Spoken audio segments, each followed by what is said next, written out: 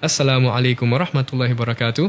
Welcome back to Convert Central. Today with us we have a very special guest coming from KL, all the way from KL, mashallah. And we have brother Syed Zain Al-Haddad with us.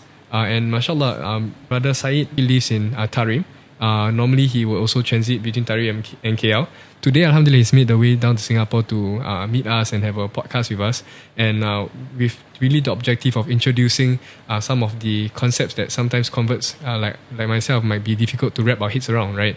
And one of the interesting concepts that we're going to discuss today is the concept Ahlul Bait, right? So maybe I could get Sidi to just explain to us, or just to introduce who are Ahlul Bait. You know, some of the things that will be pertinent for us new Muslims to know for this particular group of people.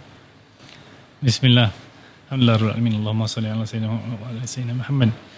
So I think briefly and in summary that the Ahlul Bayt refers to the people, in linguistic meaning, it refers to the people of the house.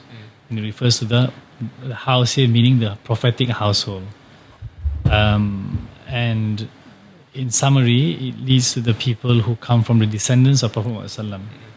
And as you know, that Prophet Muhammad said that the descendant of man, of each man, comes through his sons, except through me, that they will come through Hassan and Hussein, through the two sons of Fatima, his daughter.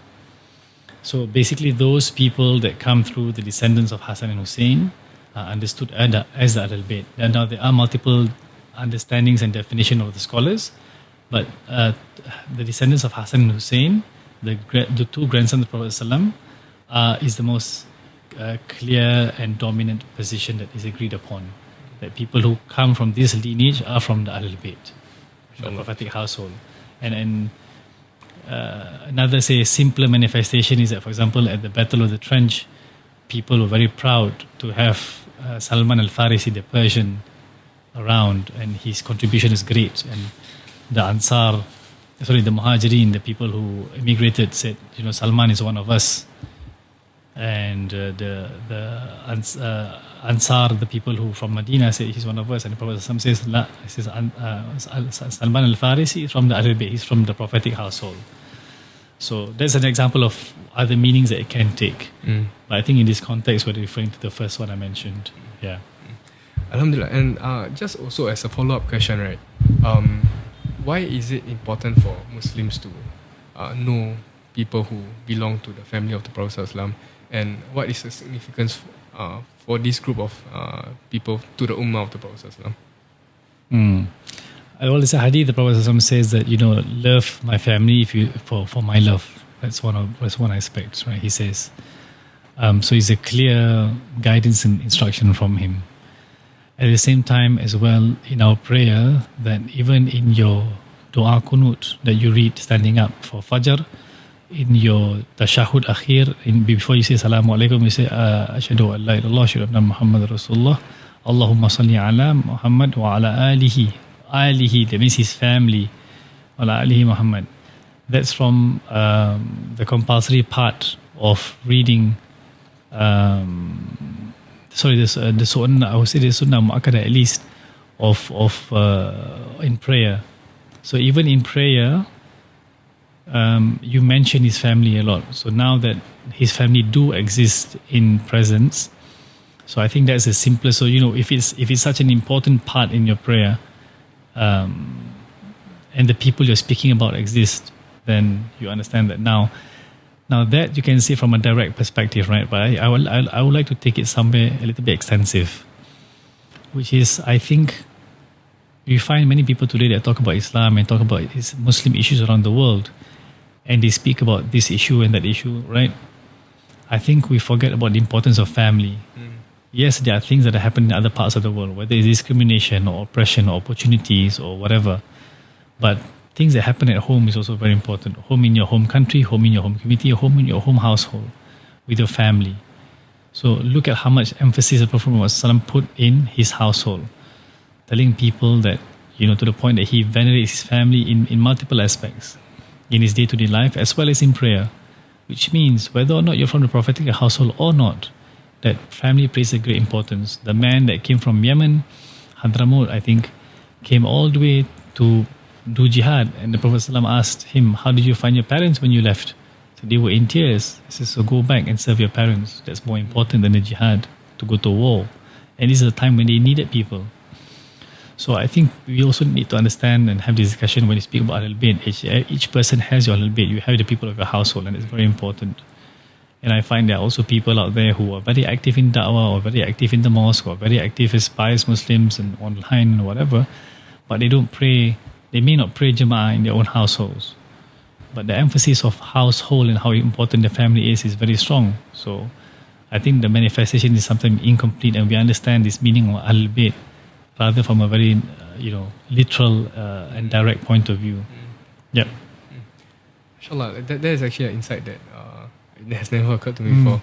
Just like how the Prophet held his family in high regard, and the Ummah holds the family of the Prophet ﷺ in high regard. That also teaches us to hold our own family in high regard as well. Yeah. And I think even for myself, like learning as a convert, we also learn that the best of help is offered to the people who are closest to us. Yeah. And then secondary group will be the people who are second closest to us, right? And it goes so on and so forth. So mashallah, like indeed, thinking about and reflecting upon the presence of the members of the household of Prophet in our family, in our society, in our community also should lead us to, consider how we are treating our own families, especially for converts. Sometimes the challenges are quite strong. We are at home, parents might not know that we are Muslim. But one thing that has always stuck with us, with our teachers, they always say that it doesn't matter our parents are converts, Muslim, non-Muslim. We still are still ordered to love our parents, ordered to respect our parents. And sometimes that can really be an uphill battle. More so probably sometimes in the month of Ramadan. But at the same time, that is the kind of regard that the Prophet ﷺ held his family. And we are taught to also hold that in high regard as well. MashaAllah, like that's a very good learning point for myself. Talking about people of the household of Prophet ﷺ, we understand that you happen to be one. And Inshallah. We just wanted to go into how that has transpired in your life. Like how was growing up like for you? How did being a member of the Prophet's household have any impact on your childhood? And how was it like growing up for you? I think, if you're from within, sometimes you may not understand, you may not recognize, and you may not see this distinction, right? Unless you're dwelling in two different worlds, and then day to day you can welcome. So, for example, my parents are Singaporeans, and I come to Singapore a lot. For every holiday and every Eid, every Hari Raya, I'm always here. MashaAllah. So I've always been able to compare Malaysia and Singapore easily and see it, I think, from a rather objective point of view. Whereas from the household perspective, you're not really raised in two different households, so it's a bit difficult to tell. But I think these things happen in a rather subtle manner, and like we were speaking about it, that the one of the expressions that they talk about Ahlul Bayt is that the blood of the Prophet is in his lineage, in his descendants. Now, even if you look at my blood and your blood, both our bloods are red, but yet some people might say, well, yeah, there's a distinction. This blood is from the Ahlul Bayt and that blood is not from the Ahlul Bayt. So it's a very subtle thing. So therefore, I would say even the manifestation that takes place in a household can be very subtle. Yes, there are certain things that my parents did that other households I know didn't do, but I wouldn't be too quick to say that that's specific or exclusive or unique to the Ahlul Bayt per se. Because I know some households are doing things better, or some households are, the same, or who may not be of Ahlul Bayt descendant. And I think that's a very important point to understand, which is the secrets as to how Allah works is indeed a secret that is beyond something that we cannot comprehend. So therefore, if the Prophet ﷺ gives an indication to have love or respect for his Ahlul Bayt, take it as it is, as that. And likewise, the Prophet ﷺ says, a Muslim should give 70 excuses to another Muslim, whether or not he's Ahlul Bayt, whether or not he's Southeast Asian, whether or not he's convert, you just do it, right? Many indicators might indicate otherwise, but you have a good opinion to him. So likewise, so it's a two-way traffic as well, with maybe say a special mention, for like a better word, to Ahlul Bayt in that sense. But still, it's in general, the level playing field is high.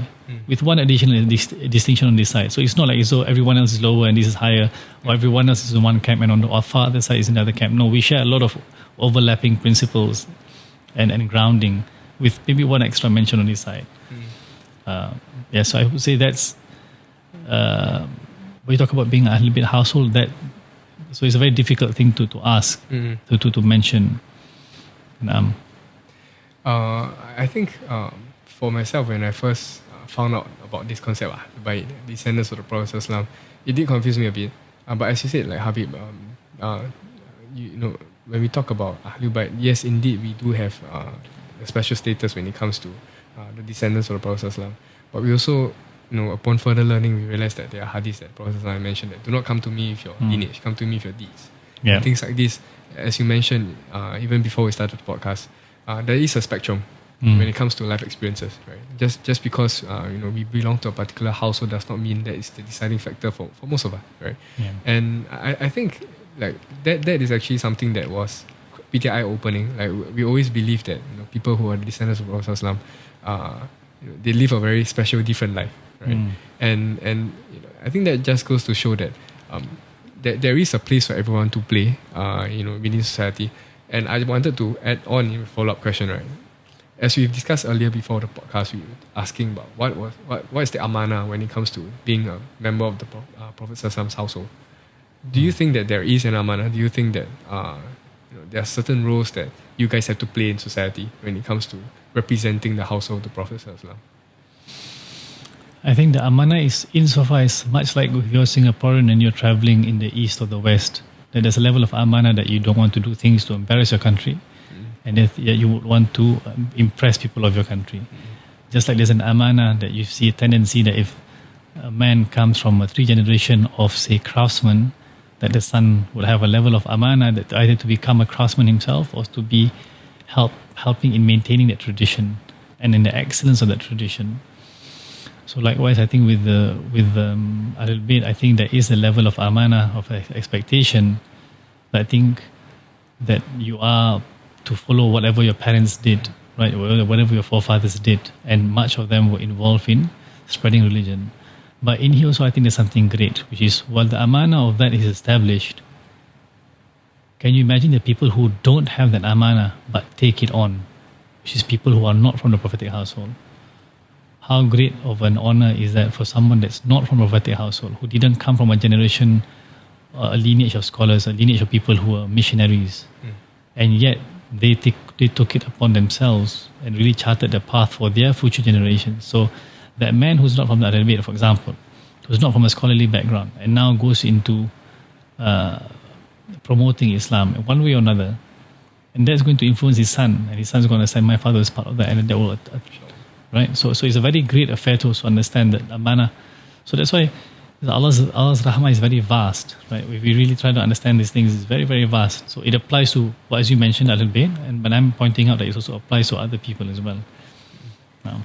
Alhamdulillah. You mentioned, we understand that earlier on, eventually you led a pretty circular career path up to your maybe mid-20s. And you mentioned that at 25 you were working at Zouk KL. Right, and 20. At 25 you were organizing music festivals and events, right? At the age of 30 you left for Tarim to study. What were the chain of events that led you to that decision? I understand, I think before that you had went to Tarim a few times. Thrice before you left for Tarim, the 4th time which was to study. The 5th time to study, 5th time to study. So I think you know, it bothers me a lot whenever somebody wins some big international award and then they say, oh, he's a graduate of this university, NUS, University of Malaya, Harvard. But they forget to mention that this boy or girl was raised by the parents, which had more to do in his formative years than the 4 years he spent in university, or raised by his community, for example. So likewise, even though at age 20, I was working at Zouk. It was outside Zouk, by the way. It was not in, because I don't smoke. I don't enjoy that noise. So I was in the entrance area. And I was working for a company that organized music festivals. But when I was 10, when I was 15, and even during days when I was 20s, I was still involved in attending gatherings of tradition of Islam, and often involved in serving the scholars. And I'm the third son, right? I have two older brothers, which meant that in that household you're not the co-captain of your father. You're really the you serve your brothers and so you get the blankets, you bring the plates, and you clean this and you clean that. So you're running the ground in the sense. So that I had that growing up, even though I was not personally interested in it, even though I was told to be there and I was there. It wasn't a conscious decision, but those were all seeds being planted and being watered. And I think it'll be a sad misconception that people say, well, now that he's gone to Tarim, those seeds have bloomed. So who are we to say? We don't know. We don't know what our lives will, what sort of turns we may take. Or not even if we say, oh, he's turned a new leaf and things are gone, he's a good person now. That that now because he's gone to Tarim. Again, that also is very premature understanding, even though that comes from a good place and from a good heart. People say that. In any case, I think I want to point out that the family background and training and exposure that I got from a young age, not just from my inner household, but from the extended households, I think had everything to do with every step of that. Right to the point that I was 30 and I went to learn Arabic. I was only interested in Arabic, not exactly Islamic sciences. And what I did afterwards, all had everything to do with that.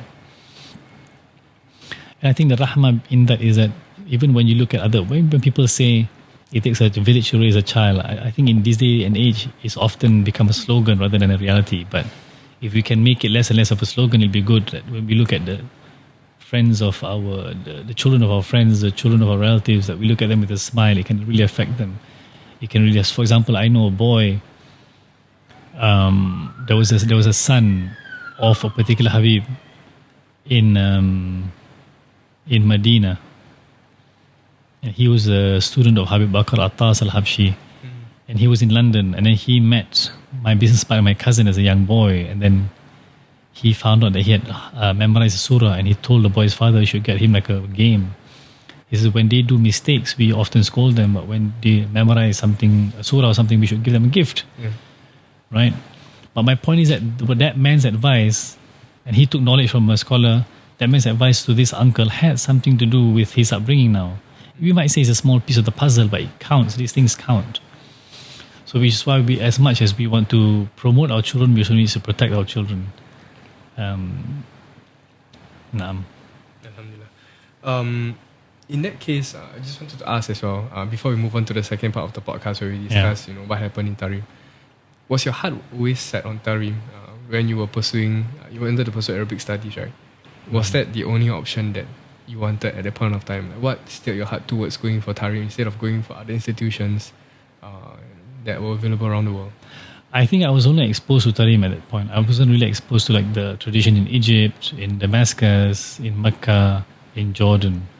I was only, if you're talking about at that point in time, I was only exposed to the Tarim tradition. So to me, it wasn't a difficult choice to make per se. I was contemplating of going to Mecca or Cairo or whatever, but there was really a familiarity with Tarim.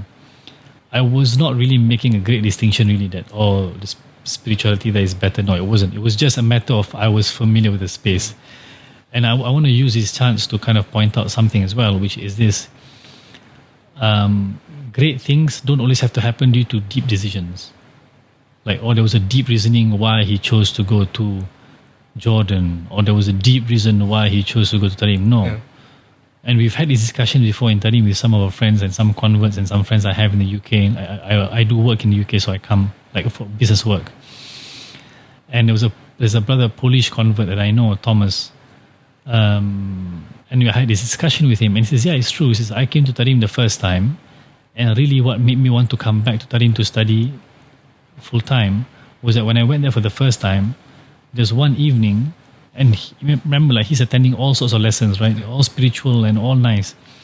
What made me want to come back was that one evening I had a really good time, and that good time was me and 4 or 5 other brothers. We had burger by the roadside, and that was it.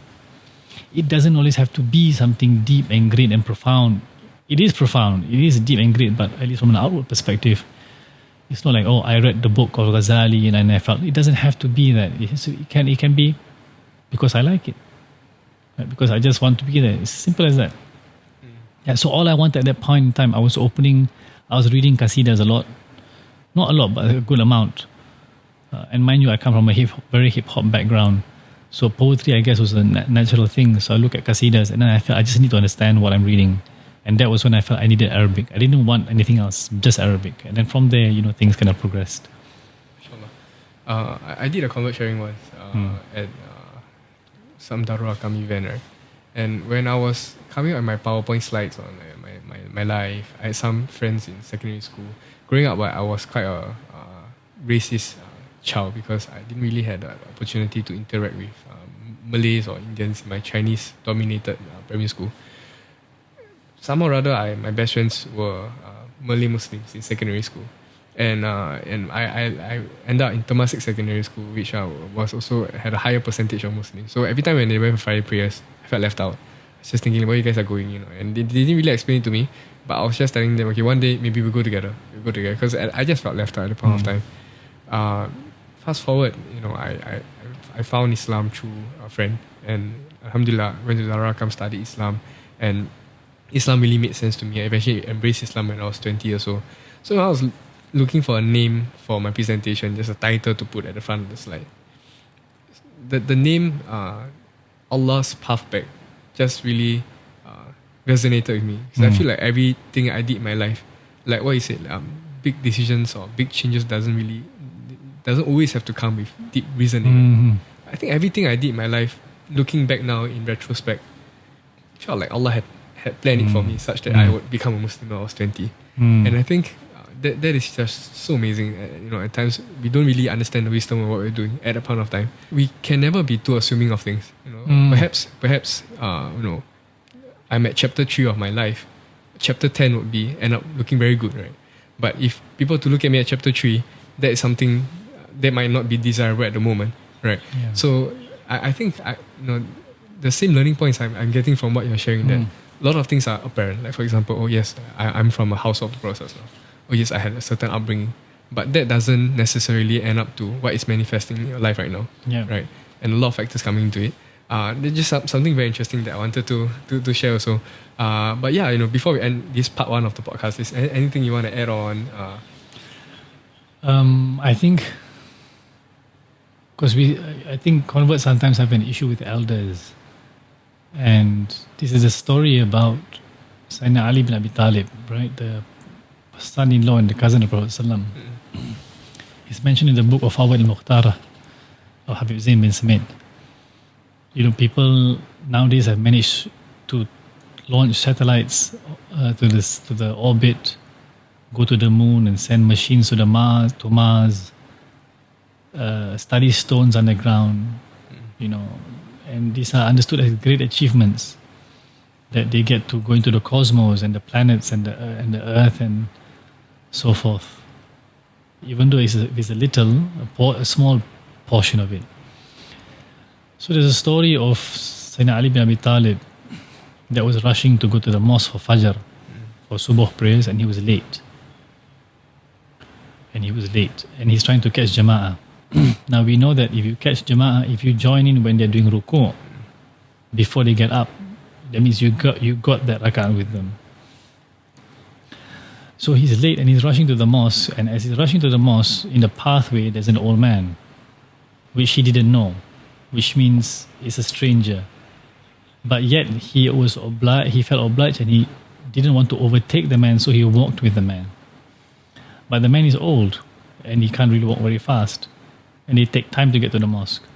When they get to the mosque, he asked the man to come in and pray together, and the man walks away. That's when he understood the man was a Christian. He didn't know that. So he's an old man who's Christian. When he gets into the mosque, alhamdulillah, they were in ruku'. So he got the rakat with them, and then he finished prayer with them. In the Jama'ah, in the mosque, as he had intended. When they finished prayer, the companions, Sayyidina Ali didn't know what was going on. the companions asked Prophet ﷺ, "O Prophet, why just now during ruku' you were there for a long time?" Now we know that in some situations where Prophet ﷺ, when he was in sujood for a long time, is because his grandson was there, was on his back, and he said this is the reason why. But when they asked him, "Why would you in ruku' for a very long time?" he said, "I don't know."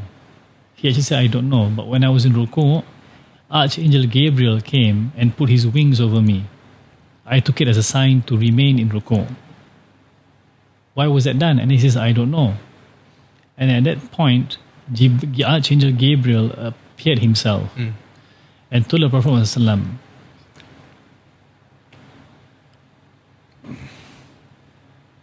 he said that when you were praying, Ali was walking to the mosque. And when Ali was walking to the mosque, he was stopped.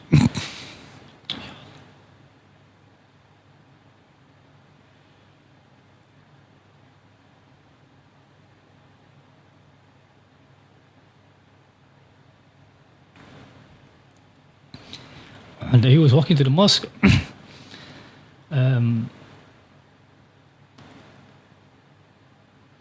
That he saw an old man, and he didn't want to. He saw an old man that was stranger to him. Right? What we mean by stranger is that meaning he was not obliged. He had lesser obligation to show respect to the old man, but yet he stopped, and he walked with the old man, and he wanted to catch jama'ah with the mosque, with the congregation. So in order to allow him to hold jama'ah, Allah has sent me down and put my wings over your shoulder so that you may remain in that position so that Ali can catch jama'ah.